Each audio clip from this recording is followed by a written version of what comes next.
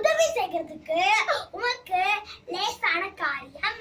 Okay friends, oh Lord, no one but you can help the powerless against the mighty helpers. Oh Lord our God.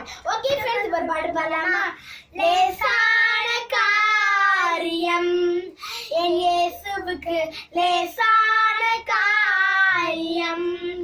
பலனுள்ளவன் பலனற்றவன், பலனுள்ளவன் பலன் இல்லாதவன்,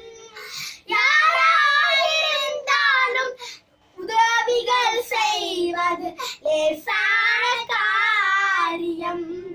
என் இயேசுவுக்கு லேசான காரியம்.